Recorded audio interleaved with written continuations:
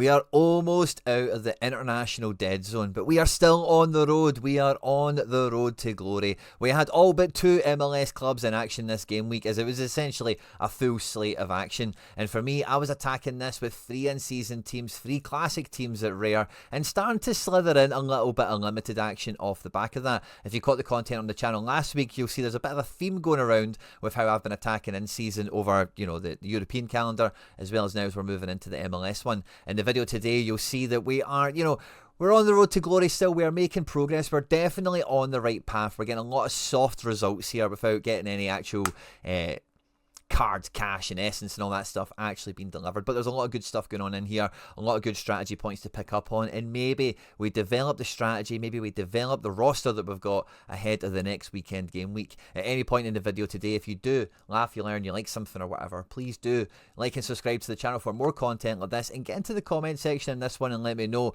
what's your feelings about MLS. I've seen a few posts and tweets on the timeline for the last couple of days. Some of you guys have been absolutely killing it, absolutely rinsing away, and some people whose strategy hasn't really quite delivered yet, maybe feeling a bit dismayed, feeling that the leaderboard is quite tough, a bit rough and ready. So you'll see my thoughts and feelings on where I'm sitting, but I'm always excited to catch and find out, the comments from you guys, how your thoughts and feelings are sitting at the moment. But yeah, let's just get stuck straight into this, because I've been loving a little bit of the MLS Monday vibe that we've been having here on the channel. For the last couple of weeks, we've actually missed it the last 2 game weeks, but we go live and kind of go through the highlights and everything else as well. I've just had some IRL stuff that's just been unavoidable, so sadly not been able to pick that up. But stay tuned and watch out. Make sure to follow me on Twitter and everywhere I post, and I'll let you know next time I'm live and loud for that. It's a great little system and all the rest of it. But this Monday morning, I actually woke up to one of these emails from Sorare saying, "Hey, Quinny, you've been very active in the market. Here's a €5 credit." So I duly accepted, and I thought coming into this video, maybe that'll help us just fill a wee gap maybe coming into the weekend. Let's see what we need to do, because coming out of the weekend we had 2 Division 2 in-season teams and a Division 3 team. Now this team, this whole strategy has been built on a budget. Of course, I'm kind of doubling down into that New York City collection again, of course, and I'm bringing back some old FC Barcelona favourites, predominantly ex-super rares that I used to have that are no longer with us, but I don't mind bringing them in as an in-season rare to have a bit of fun, tap into some existing knowledge, and hopefully get a bit of an undervalued play on the go, as well as using our eye test when we're watching all the results and all the performances come in MLS. If we're seeing somebody stand out and the market still has them pinned as just being a no-name, I'm always quite happy to jump in on them. But as you can see, with the 3 top teams that we had here in season, we just did not have enough decisors.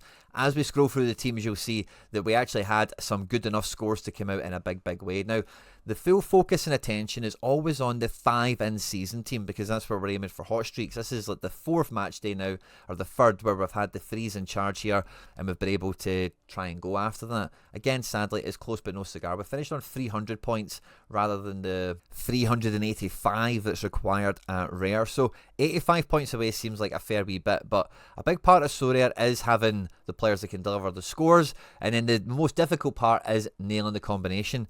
And as long as I've got the raw materials here, could have done a bit better, then I'm always quite confident that we're building the right roster and we're driving in the right direction. But it is about nailing those combos and making those decisions a little bit better. And as I look at this team here, I went gung-ho. I thought NYC have been looking pretty good. Columbus have been obviously really good as well, but the international break doesn't really affect NYC anywhere near as much as it does almost every other significant team. Not saying NYC are a significant team, because this year they've not been that great, but the results that they've been picking up, a 0-0 away to Columbus, have actually been pretty good, like actual football results. And if we look at how the SO5 shook out for NYC itself, there was actually a couple of okay scores. If we had the right defensive pair along with that goalkeeper, with probably Captain Matt Freeze, we would have just about scraped it with a full NYC stack. Or even if I'd got brave and maybe brought the Jaden Nelson in or something like that, it might have just about, even without the perfect captain, it might have still worked if we had that double defence play in here. But Jaden Nelson, back from his little injury and all the rest of it, he got an assist. And I watched the highlights of this game when me and Harry Trades did the deadline show, where we're both saying that, Chicago, this could be one of the better away games, and that's the way it went. Jaden Nelson was a really good, he featured quite prominently in the highlights package after this game. I watched the whole, I watched as much of the NYC game as I possibly could. I fell asleep around when Parks got injured. Oh, no. I seen the second half. That was in the 35th minute. I thought that happened later in the game, sorry. When I was chatting about this with the members before. But no, I seen into the second half. I didn't see Carrizo come on. I think I seen Ojeda. enter the field. Because I think when Julian Fernandez went off, because Fernandez was looking pretty handy, and Chicago really had to play a good game. Looking at the score Chicago had, they actually turned in a right good result, and that's a good example of, like, if you were doing my strategy but with Columbus, you would have had a team or two somewhere that would have popped off quite well. This Aziel Jackson really made a big impression on me, but the most disappointing thing about him is he's a mid card. If he was a forward, it would be way more interesting, but as a midfielder, there's just so much competition in that space. Now, I'm actually kind of light on mid, so maybe that's me maybe being a bit general rather than actually looking at my own strategy for this one. But he was really impressive. Darlington Nagbe, evergreen as well, just an absolute boss, picking up at 62 in this one. But good to see Nelson back. His assist was quite clever and all the rest of it. But I had a feeling Sebastian Lletget and Dallas were going to have a good game. Now, this was actually, like, Dallas got off the hook a little bit here. It was close but no cigar. Seb Lletget get 2 BCMs. The second one, like, it's a bit harsh that it's been classed as a BCM, to be honest with you. The first one, I get it, but again, I wouldn't have even really classed that as a big chance miss. But good to see he's getting in the box, and he could have got himself a wee decisive if the game fell a little bit differently. Sean John didn't concede 3, which is always good. And when we look at the classics, guys, like this Yaman team was close to rinsing. Bamba was really unlucky. I think it was Chicago's second goal. Zinkernacko scored it, and Zinkernacko was like second to the ball rather than one of these defenders, and then he like pinches it off and picks their pocket and finishes. And if Bamba's ball was a bit better, or Zinkernacko got to the ball before the defender, Bamba would have got an assist in this one. So kind of unfortunate there for him. Choupo-Moting I don't really think had much on. Could have been played in once or twice from the highlights I've seen, but didn't really come.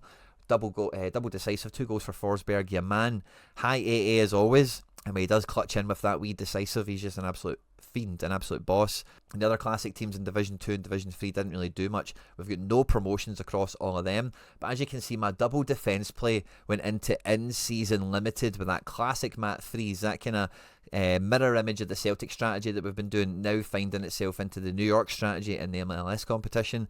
And the double defence play, it wasn't totally optimal because we had Ilinic in a different team, but Reset, Martins and Captain Freeze was bra, it must be said. We almost, if we had a in-season freeze and we didn't throw in a DNP striker up here, we could have maybe actually caught a limited hot streak this game week with that filter down kind of strategy, the depth pin play there. Obviously we had no Brian Gutierrez, and there was somebody else missing, I think, this game week as well. Yeah, Alonso Martinez. So we weren't quite at full strength, and wow, yeah, limited Illich. Classic though. And normally if I'm looking at these results and I don't see that, oh, there was a 5 there somewhere that maybe in theory I wouldn't have actually built it. If in theory I would have built it even better.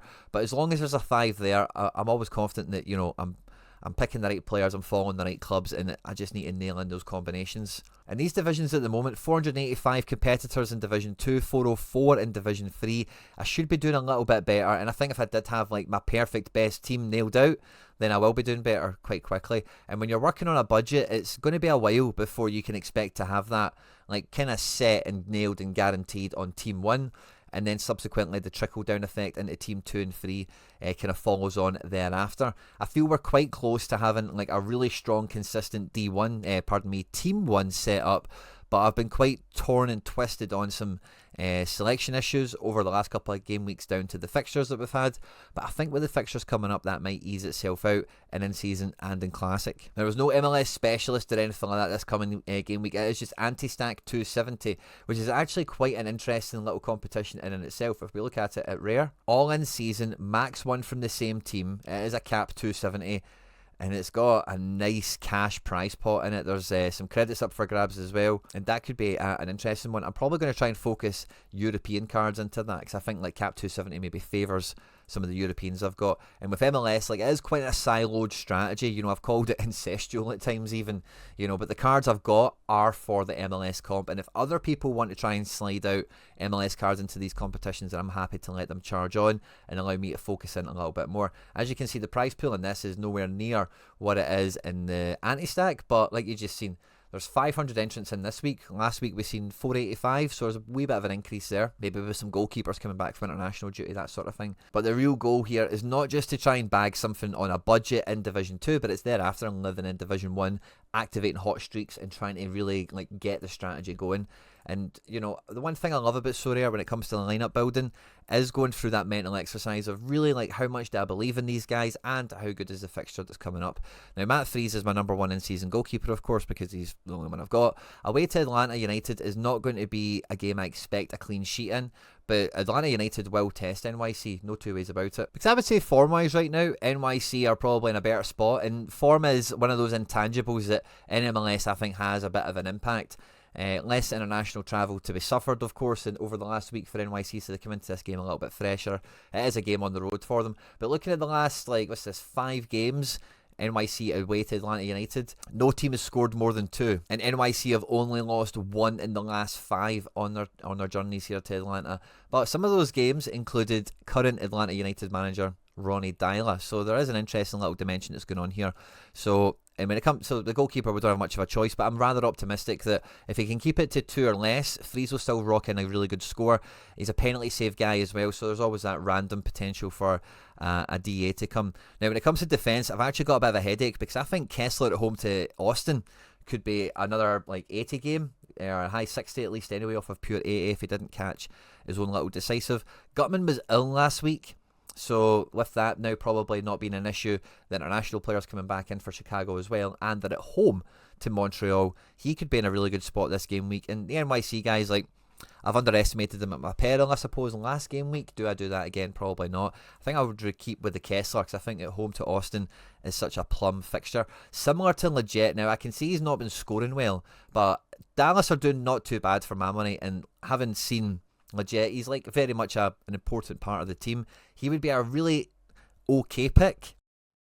That's probably the best way of putting it. I could go to somebody quite safe like Maxi Morales, of course. But we footnote, Odenholm get his debut for LAFC. He's got a picture now, so you can open those packs if you've got them still. We've got the likes of Parks, who are quite stable and safe if he's fit. I don't think he will be, in fact. So that kind of just highlights further hack, the likes of Hojeda and etc, etc. But I do think Brian Gutierrez was brought in to be our kind of budget smasher. He's been away with the America team. I'm not too sure how many minutes he actually got. So yeah, I'm sure they played Canada last night, but that's not on Brian Gutierrez's thing. And he played he was on the bench against Panama, so I don't think he's had anything to do in this international break. At home to Montreal should be a really good game for an attacking player like him.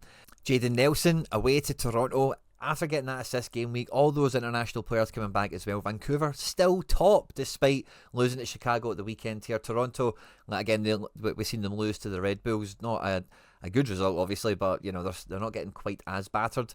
But I think that looks really good for Nelson, despite it being away. It's still in Canada, so it's not the worst thing in the world. And the NYC guys, I think, are still punchy. Could do quite well against Atlanta United, but it's not necessarily Team 1 level optimism I've got. So I think I would put Jaden Nelson in here. And then that means our fifth man, we have a bit of a difficult decision, because that top 3 there for me, by the way, Gutman, Maxi Morales, Sebastian Lletget, everyone who I've kind of got left here has a fair old shot at just bringing in a wee 60 somehow, either by high AA output or random DA potential. And I think, like I said earlier, there's clearly the bones of a good squad here. I think I do want to focus in on someone who's at home, so I'm going to exclude NYC from this, and I'm probably looking exclusively at Lletget, who are at home at Kansas, who Harry Trades loves to throw shade on. Or we could go with Gutman, who, despite his illness and getting subbed off at half-time last week, is on to play at the moment, at point of recording, next game week. I think, I'll take that home advantage. I think I'll go with that. I think I have to captain Brian because he's at home, quite 80 capable. And we go after the hot streak with this American Dream team here that we've got. And this is the odds and sods. Actually, Matt Freese is the only NYC player in this, which is interesting. When we go to the flex pick, we're going to take classic Freese. And I'm really tempted to take Ilinic, by the way, because his AA for a fullback, he's got 10 points here for the clean sheet. Fair enough, right? But it's not that criminal. Possession loss is very low. He does like to break forward. He does love a cross, but he's not wild with it. He does love a tackle. Look at that double-double, So he's he's not quite mini a man, but he's in that kind of vein of he's not a wasteful fullback, and he does have the potential to break into the final third. Diego Martins has looked really good under the current manager. And Burke Risa, if he can pull a 59 away to Columbus, I dare say he could do the same against Atlanta. And it does feel like I'm going to go double defence in this one, but I think I'll go with Ilinic and Diego Martins, probably most likely. Maxi Morales is our midfielder, of course, and I would like to go with Julian Fernandez up front, but with him only getting 58 minutes, he looked really good, but he was the first sub off in that game, whereas Hannes Wolf, hasn't looked as good. He didn't get much more minutes on the pitch. But yeah, Julian Fernandez just scores a little bit better there, doesn't he? I think aesthetically I want to have Ilinic in the extra spot. Don't know why, call me crazy, but feels more fantasy football-y. And you have to captain Maxey in this, don't you? If we get a decisive from him, he's going to be cooking. And then, yeah, NYC stack all the way. And then the cash reserves team, which will have a Sean John Classic in here. Not our highest XP one, but let's go with the second one. We've still got Burke Risa for a solid enough defence pick. We've still got Legit for a serious enough midfield shout. We've still got Hannes Wolf for a not bad forward shout as well. And I think with Parks being out and Shore coming in, Hack could do really well. Now, maybe Shore is a player that I think about picking up. I think for this team, I really want to captain Legit. But it kind of makes sense to captain Wolf if Wolf does get a decisive. But like, let's captain the boy. Jersey number. Johnny Shore, yeah, that's maybe one to look at with this little market credit we've picked up. Because our limited in-season team, is that actually going to get promoted, by the way? That is lovely. So that double NYC defence play last week is actually paid off in a roundabout fashion. We've actually ran out of defenders as it sits at the moment. That's interesting. We're going to be giving away the Legit and the second Bakrar away to you guys. We still have an O'Toole, but which will start, and Pedrinho is on to start this week, although he wasn't last week. And then fifth man, we could just put Ojeda in there. Yeah, so I can't wait for O'Toole to get a picture and get unboxed as a defender. That'll make my life a lot easier. But yeah, that's interesting to see. I'm just going to put, Mason Toy come off the bench. Maybe we just put the Toy Boy in, Captain Freeze again. We'll slide that in for the now as a little placeholder, guys. Don't panic. We'll see if we can do something with that. I think we're now at Captain Forsberg season for this All-American team, which is a real copy-paste at this moment. I think with these classic teams, like the top two ones I've got, like because of just who I've got and how my collections are built, I think I'm going to quite happily, not quite do set and forget, but be quite happy to just let that run for what it's worth. We do have Amundsen back at, maybe not this week's first game back. Yeah, maybe just sideline that. Alonso Martinez is down as questionable, so I'll watch out for that one between now and the deadline. But otherwise, I think we build that team like that. And then we have our final Sean John. We've got someone as tough as Amundsen to go in here, which is good. Let's play the little Shore rookie in here in case he pops off, gets a wee triple or something tasty like that. And I think we need to use that Celtic Abada as the forward here, which I don't mind. He should be back from international duty in good time. We're also going to give away that classic Legit as well. Gold is obviously still injured. Is João Paulo projected to play, I wonder? No, he's not. I think I might put in that rookie Ilinic in here as well. It just feels like a kind of fun team with the rookies, the champion edition. Have to captain Amundsen, I think. Just seniority has the big score potential as well, as we know. And yeah, it feels like the road to glory for Classic is kind of not quite set and forget, like we say, but we've got a formula there. And, you know, when we're playing with the same cards, you know, consistent actions, consistent results and all that kind of thing. Or if we're playing the law of averages, you need to consistently do the same thing for the law of averages when it pays in to make sure you get the benefit from it. But yeah, we still have this little gap limited and whatnot, so I'll have a wee peek at the collections that we've got here and think about if there's anyone that stood out or anyone that we've had on our list. I was interested in a Tristan Blackman, but I'm not needing to spend that level of cash to make something like that get off the ground in terms of depth and cover and whatever. Probably Shore is the only NYC player I would be kind of looking at here. I can get a market discount to get it. See if the pack one was cheaper, I'd maybe go with that.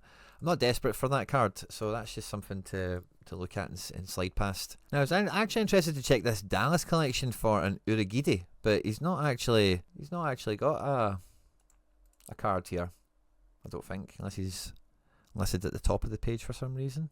No, he's not. Interesting. And yeah, this Vancouver team that it's growing on me, guys, in a big way. Blackman did DNP the last game. I'm not actually too sure why. If he was in that America squad potentially, but if he was, that was something I wasn't aware of. He's still priced quite punchy. It's not really something I'm in a rush to jump into. But Ali Ahmed is kind of half interesting, but again, being a midfielder card, it's not really what I'm after. Pedro Vite I'm quite interested in as well, but him as a mid, I find him a bit more appealing. If we're trying to have a wee nosy at just anyone who's kind of halfway, like not non-expensive, that we don't mind having a wee pick up on. There was actually maybe a school of thought that would lean me into maybe even looking at limited. I don't want to pick up any limited cards, and then I'm also thinking right now as I'm looking at this about maybe an NYC doubler. Like, some of those NYC defenders are not expensive at all, and like there's only 3 of them at the moment that are really actually playing. But again, that's just further down the NYC rabbit hole, as it were. It doesn't really offer me much else. Reggie Cannon's an interesting one at under a tenner. Quite a spiky wee fullback there. And I think actually the best thing for me to do is actually get an in-season Mat 3s, because What that'll allow me to do for this game week that I've got a problem for is play him as the in-season goalkeeper in this limited team here. And for this particular game week, it then frees me up to play a classic defender, which I've got very decent. I could even just put in O'Toole quite easily without even mixing up my other lineups or whatever. Or even that limited Illich. But why put the power of Amundsen in here? We'll give him the captain's armband. And that's just a wee throwaway in-season team. Let's just see what happens with it. But going forward, when I've not got like the way the chips have fallen this week, if they fall a little bit differently, and I can have a 5 in-season team going into limited there, or maybe even do I shuffle the pack a bit actually? And yeah, I think I might, rather than Division 3 here. Like, what does this pay?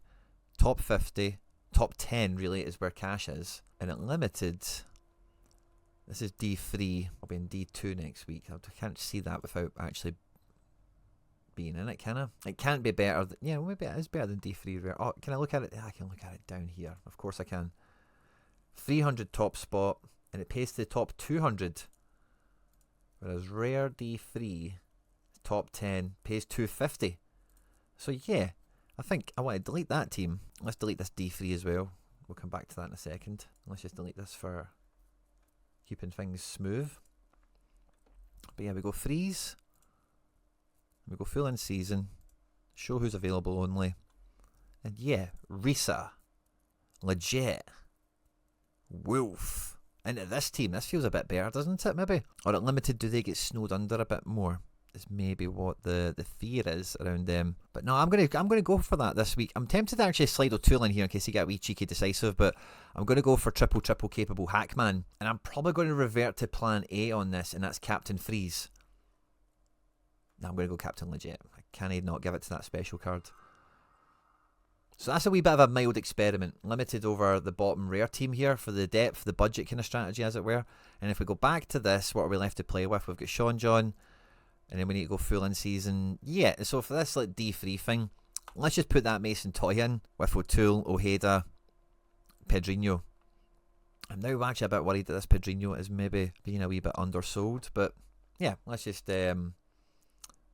Captain O'Toole, because why not? It's just a little throwaway team. Let's see how that does. So yeah, the top, yeah, I like how that's maybe shaking out actually. And then if we finish off by getting the last classic lineup set, we've still got Sean John, we've got Illich, Shore we had in this team, didn't we?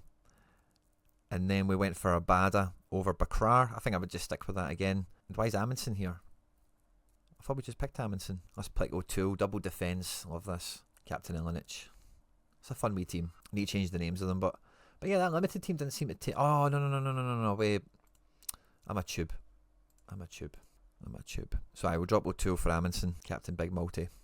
There we go. Awesome. Yeah, this feels like a nice wee development that we've got. The Mason Toy thing still gives me a little bit of fear. I can't lie.